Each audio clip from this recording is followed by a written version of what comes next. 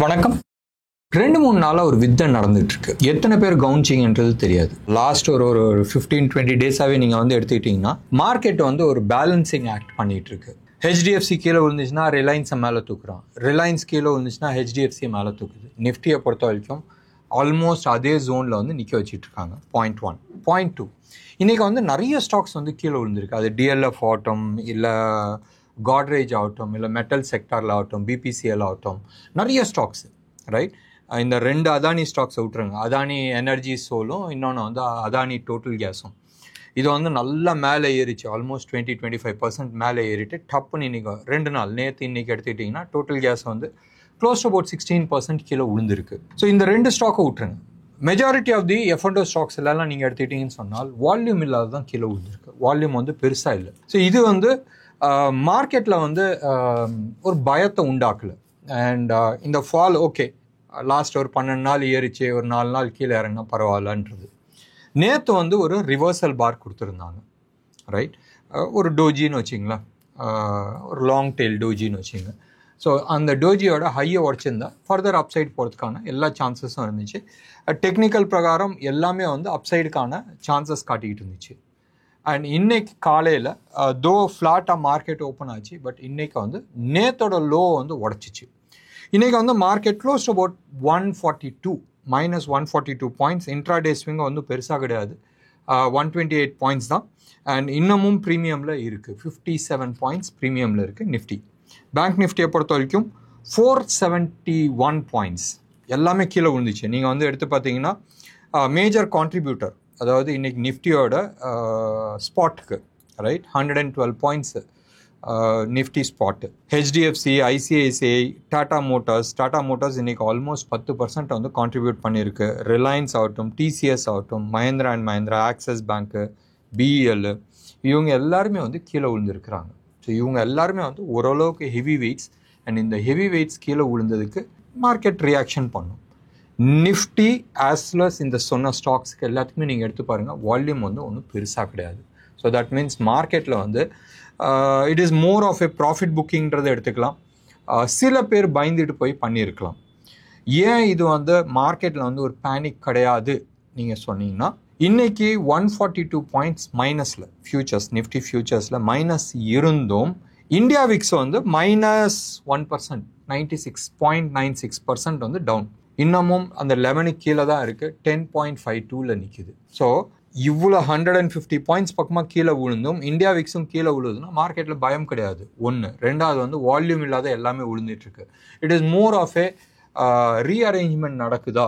ஏன்னு சொன்னால் probably September மாதத்தில் அடுத்த வாரம் எக்ஸ்பைரி இருக்குது, அடுத்த டியூஸ்டே வந்து எக்ஸ்பைரி. அந்த எக்ஸ்பைரிக்கு அப்புறமா நிறைய ஸ்டாக்ஸ் வந்து அப் மூவ் கொடுக்குமா? நீங்கள் எடுத்து பார்த்தீங்கன்னா லாஸ்ட் ஒரு 12 டேஸாக, இந்த மண்டேலேருந்து விட்டுருங்க, 12 டேஸாக வந்து மேலே போயிட்டு இப்போ வந்து கரெக்ஷன்ஸ் ஆகிட்டுருக்கு. அது பிஎல் ஆகட்டும், நிறைய ஸ்டாக்ஸு எது எல்லாமே வந்து இப்போ கொஞ்சம் விழுந்துட்டுருக்கோ இது எல்லாருமே வந்து போன வாரம் வந்து நல்லா அப் மூவ் கொடுத்த ஸ்டாக்ஸு. ஸோ இது வந்து more of a profit taking. So ஒரு ட்ரெண்டு கவுண்டர் ட்ரெண்டில் வந்து வந்துக்கிட்டு இருக்கு. So market probably next week வந்து அப் ட்ரெண்ட் ஆகுமா? But still strict stop loss maintain பண்ணுறது ரொம்ப ரொம்ப முக்கியம்.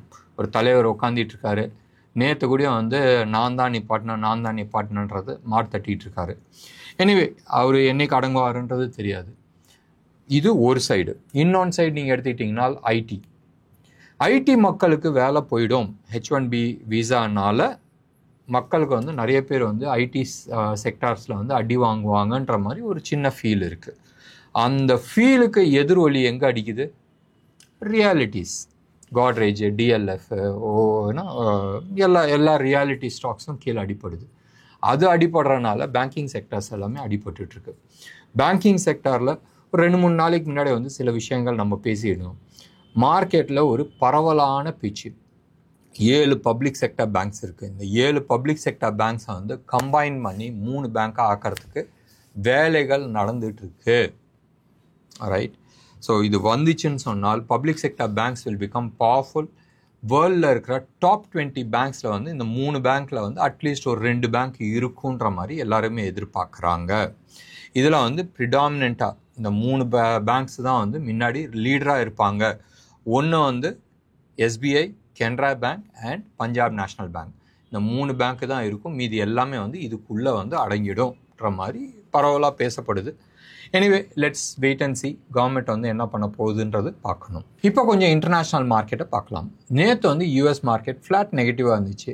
பயம் 2 ரீசன். ஒன்று, ட்ரம்ப் வந்து யூஎன் ஜெனரல் அசம்பிளியில் பேசினார். 2வது வந்து லேட் நைட் வந்து பவுல் பேசினார், ஃபெட் சேர்மன். ஸோ இந்த 2 ரீசன்னால மார்க்கெட் வந்து கொஞ்சம் அந்த ஜிட்டர் இருந்துச்சு, உருப்படியாக எதுவுமே பேசல. அதனாலேயும் இன்னைக்கு வந்து ஜிட்டரில் தான் இருக்குது மார்க்கெட்.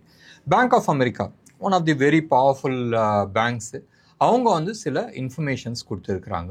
அவங்க வந்து என்ன சொல்கிறாங்கன்னு சொன்னால் 2025 கடைசி 3 மாதம், செப்டம்பர் முடிஞ்சிருச்சு, அக்டோபர், நவம்பர், டிசம்பர், இந்த 3 மாதத்தில் வந்து ரொம்ப நல்ல ரிசல்ட் இருக்கும். செப்டம்பர் மாதத்துக்கான இந்த குவார்ட்டருக்கான ரிசல்ட் வந்து அடுத்த மாதம் வரும்ல.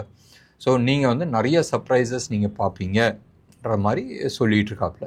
எஸ், சர்ப்ரைசஸ் பார்க்கறதுக்கான நிறைய சான்சஸ் இருக்குது. ஏன்னு சொன்னால் டாக்ஸஸ் கட் பண்ணியாச்சு ஒன்று. 2வது வந்து நிறைய விஷயங்கள் இருக்குது. So they'll have a better profit booking இருக்கிறதுக்கான நிறைய சான்சஸ் இருக்குது. அந்த குவார்ட்டருக்கு அப்புறமா நம்ம ஜான்வரி நம்ம பார்ப்போம் தெரியுமா, இந்த அக்டோபர், நவம்பர், டிசம்பர், அதில் தான் வந்து ரியல் பிரச்சனைகள் காட்டும். எனிவே செப்டம்பர் வந்து ஃபைனல் ஒரு நல்ல ஹெல்தி மார்க்கெட்டாக இருக்கிறதுக்கான வாய்ப்புகள் இருக்குன்ற மாதிரி, சர்ப்ரைசஸ் காத்துக்கிட்டு இருக்குன்ற மாதிரி பேங்க் ஆஃப் அமெரிக்கா வந்து சொல்லியிருக்கு. வெயிட் பண்ணி பார்க்கலாம். ஸோ நிஃப்டிலையும் சரி, டவ் ஜோன்ஸ்லேயும் சரி, S&P 500லையும் சரி, ஃபர்தர் அப் மூவ்க்கான நிறைய பாசிபிலிட்டிஸ் இருக்குது. ஒன்று. 2வது, கோல்டு இன்னமும் அந்த $3,800 மேலே தான் நிற்கிது. அண்ட் சில்வரை பொறுத்த வரைக்கும் $44.5 பர் அவுன்ஸில் தான் மேலே நிற்கிது. ருப்பியை பொறுத்த வரைக்கும் 88.80 அந்த ஜோனில் தான் வந்து நிற்கிது. ஒன்றும் பெரிய மாற்றங்கள் கிடையாது. நேற்று ரொம்ப நாள் கழித்து ஒரு பெரிய வீக்னஸ் கொடுத்துச்சு. அதை நம்ம ஏற்கனவே பேசினோம். ருப்பி எக்ஸாக்டாக சொல்ல போனால் ₹88.75 வந்து ட்ரேட் ஆகிட்டுருக்கு. கோல்டு 24 கேரட் சென்னையில் விற்கிற ரேட் நீங்கள் எடுத்துட்டிங்கன்னு சொன்னால் 11,780, ரைட், 11,780. இது வந்து பர் கிராம் 24 கேரட் ஜிஎஸ்டியோட சென்னையில் விற்கிற ரேட்டு. சில்வரை பொறுத்த வரைக்கும் 1,39,400 பர் கேஜி சில்வர் 999 குவாலிட்டி ஜிஎஸ்டியோட சென்னையில் விற்கிற ரேட்டு. 2-3 நாளாக வந்து நியூஸில் நம்ம பார்த்துட்டு இருக்கோம் தட் இப்போ வந்து நகை கடையில் 22 கேரட் நம்ம வந்து 22 கேரட் நம்ம வாங்கிட்டு இருக்கோம். இன்ஃபேக்ட் சர்ப்ரைசிங்லி நேற்று வந்து ஒரு வீடியோ பார்த்துக்கிட்டு இருந்தேன். இந்த கோல்டு ரேட் தாறுமாறாக ஏறினனால 9 கேரட் கோல்டெலாம் வந்து நிறைய வர ஆரம்பிச்சிருக்கிறதா சொல்லியிருக்கிறாங்க. அண்ட் இதில் என்ன பியூட்டின்னு சொன்னால் ஹால்மார்க் சீலோடு வருது, ரைட். ஸோ இது வந்து நல்லது. ஸோ தட் ஃப்யூச்சரில் வந்து அது விற்கும் போதும் சரி, வாங்கும் போதும் சரி, you will have much better information. So மக்கள் வந்து always they try to find a new ways to save gold. Anyway gold வந்து ஃபர்தராக அப்சைட் போகுமான்றது ஒரு கேள்விக்குறி இருக்குது. பட் சில்வர் டெஃபினட்டாக 2 lakhs நோக்கி தான் போயிட்டுருக்கு. ஸோ சில்வர் ஃபர்தர் அப்சைட் போகிறதுக்கான நிறைய பாசிபிலிட்டிஸ் இருக்குது. ப்ராப்ளி அடுத்த ஒரு 1.5-2 வருஷத்தில் வந்து மேலே போகிறதுக்கு வாய்ப்புகள் இருக்குது. யூஎஸ் மார்க்கெட் ஆகட்டும், இன்டர்நேஷ்னல் மார்க்கெட் எல்லாமே ஆகட்டும், மோர் ஃப்ளாட்டிஷாக இருக்குது. முக்கால் தலைவர் எல்லாமே வந்து யூஎன் ஜென்ரல் அசம்பிளியில் உட்காந்துட்டு இருக்காங்க. இஸ்ரேலில் வந்து எல்லாருமே ஓரம் கட்டிக்கிட்டு இருக்காங்க. ஒரு விதத்தில் வந்து அது நல்லதுன்னு தோணுது. இந்த வெள்ளைக்காரங்களோட புத்தி வந்து என்னதுன்னு சொன்னால், பிரச்சனைன்னு வந்தால் கையை தூக்கிப்பாங்க. எனக்கு இதுக்கும் சம்மந்தம் இல்லைன்றது, கூட நிற்கிறது எவ்வளோ நாளுன்றது தெரியாது. இஸ்ரேல் எப்படியா இருந்தாலும் தெரியும், திருப்பி எல்லாத்தையும் வந்து பெரட்டி அடிப்பாங்கன்றது தெரியும். எத்தனை பேருக்கு வந்து 7 நாடு கூட இஸ்ரேல் தனி ஆளாக நின்று ஜெயிச்சாங்கன்றது எத்தனை பேர்த்துக்கு ஞாபகம் வச்சுருக்காங்கன்றது தெரியாது. பட் டெஃபினெட்லி பாகிஸ்தான் வந்து ஒரு தப்பான மூவ் எடுத்திருக்கு. With respect to Saudi Arabia கூட சேர்ந்து சில விஷயங்கள் பண்ணியிருக்கிறது. நிறைய தலைகள் பாகிஸ்தானில் உழுவுறதுக்கான சான்சஸ் இருக்குது. ஏற்கனவே வந்து பாகிஸ்தானில் நிறைய தீவிரவாதிகள் டப்புன்னு விழுந்துட்டுருக்காங்க. அண்ட் அடுத்த தடவை இந்தியா பாகிஸ்தான் போர் வரும்போதும் இந்தியா சில கண்கள் வச்சுருக்கு. பாகிஸ்தானில் இருக்கிற எல்லா டாப் ஜென்ரல்ஸையும் காலி பண்ணுன்ற லெவலில் வச்சுருக்கிறாங்க. அண்ட் இந்த தடவை ப்ராபப்ளி இஸ்ரேலை வந்து கை கொடுக்கறதுக்கான நிறைய வாய்ப்புகள் இருக்குது. எடுத்துங்களேன், அமெரிக்கா வெளில போயிடுச்சு, இஸ்ரேல் இருக்குது, ரஷ்யா இருக்குது, இவங்க எல்லாருமே வந்து கை கொடுத்தால் பாகிஸ்தானோட நிலைமை என்ன ஆகுன்றது கொஞ்சம் யோசனை பண்ணி பாருங்களேன். எனிவே இன்ட்ரெஸ்டிங் ஃபேக்ட், நிறைய ஜியோ பொலிட்டிக்கல் சைடில் வந்து பயங்கரமான ஆக்டிவிட்டீஸ் நடந்துகிட்ருக்கு. இந்தியா ஏற்கனவே வந்து ஃப்ரான்ஸில் வந்து Rafale fighters close to about 114 flights வந்து வாங்கிறதுக்கு ரெடி ஆகிட்டுருக்கு. இதுக்கு நடப்புகிற Su-57E இந்த மாடல் வந்து இந்தியா வந்து இம்போர்ட் பண்ணுறதுக்கான எல்லா வேலைகளும் நடந்திருக்கு. இம்போர்ட்னு சொல்ல வேணா, it is more of a transfer of technology. இந்தியாவில் தான் வந்து பண்ண போகிறாங்க அண்ட் நாசிக்கில் தான் பண்ண போகிறாங்க. இதில் வந்து என்ன ஆகுதுன்னா 2 ஸ்குவாடன், ஒரு ஸ்குவாடன்றது 18 ஏர்க்ராஃப்ட்ஸு, க்ளோஸ் அபவுட் 36 ஏர்க்ராஃப்ட்ஸ் வந்து ஃபஸ்ட்டு டேரெக்டாக எடுக்கிறாங்க. மீதி வந்து ஒரு 3லேருந்து 5 ஸ்குவாடன்ஸ் வந்து இந்தியாவிலே வந்து மேனுஃபேக்சர் பண்ணுறதுக்கான ஏற்பாடு நடந்துகிட்ருக்கு. எனிவே பார்க்கலாம். ஆப்ரேஷன் சிந்தூர் இன்னும் முடியல, ரைட்? அந்த ஃபைலை க்ளோஸ் பண்ணலன்ற மாதிரி சொல்லிட்டு இருக்காங்க. ஸோ எங்கே எப்போ வெடிக்க போகுதுன்றது தெரியாது. ஸோ அதுவும் மனசில் வச்சிங்க. செக்டார் வைஸ் இன்றைக்கி வந்து ஆல்மோஸ்ட் எல்லா செக்டருமே வந்து நெகட்டிவில் இருந்துச்சு. மேஜராக ரியாலிட்டி, ஆட்டோமொபைல்ஸ், பேங்கிங், இன்ஃப்ராஸ்ட்ரக்சர் இதெல்லாமே வந்து கீழே விழுந்துருந்துச்சு. எஃப்எம்சிஜி செக்டார் மட்டும்தான் வந்து பாசிட்டிவ் சைடில் இருந்துச்சு. உங்களுக்கு தெரியும், அது வந்து more of a defensive sector. இன்றைக்கும் எஃப்ஐஐஸ் க்ளோஸ் அபவுட் 3,551 crores வந்து விற்றுருந்தாங்க. நம்ம ஆட்கள் 2,670 crores வந்து வாங்கியிருந்தோம். ஸோ எஃப்ஐஐஸ் கண்டினியூஸாக இன்னமும் விற்றுக்கிட்டு தான் இருக்கிறாங்க. அண்ட் இன்னும் எவ்வளோ நாள் விற்பாங்கன்றது தெரியாது. வெயிட் பண்ணி பார்க்கலாம். அடுத்த 2 நாள் ப்ராபப்ளி ஃபர்தர் வால்யூமோட கீழே விழுவுதா, வால்யூம் இல்லாத கீழே விழுவுதான்றது நம்ம பார்க்கணும். மறுபடியும் நான் சொல்கிறேன், சம்வேர் க்ளோஸ் அபவுட் 25,000 வந்து மேஜர் சப்போர்ட் ஜோனாக இருக்கிறதுக்கான பாசிபிலிட்டிஸ் நிறையா இருக்குது. பேய் ஆட்டம் இருக்கிறதுக்கான நிறைய வாய்ப்புகள் இருக்குது. மார்க்கெட்டை பொறுத்த வரைக்கும் நீங்கள் எடுத்துக்கிட்டீங்கன்னு சொன்னால் ஹையஸ்ட் கால் 26,000 எழுதியிருக்கு, ரைட்? ஹையஸ்ட் புட் வந்து 25,000 எழுதியிருக்கு. இன்பிட்வீனில் இருக்குது 25,500 வந்து நிறைய புட்டும் இருக்குது, இல்லைன்னு நான் சொல்ல. பட் ஸ்ப்ரெட் நீங்கள் எடுத்து பார்த்தீங்கன்னா மேஜர் ஸ்ப்ரெட் வந்து 1000 points ரொம்ப நாள் கழிச்சு இது மாதிரி ஒரு வாய்ப்புகள் நம்ம பார்க்குறோம். ஸோ தட் மீன்ஸ் வாலட்டாலிட்டி நிறைய வரதுக்கான வாய்ப்புகள் நிறையா இருக்குன்ற மாதிரி டேட்டாஸ் காட்டிகிட்டு இருக்கு. வெயிட் பண்ணி பார்க்கலாம்.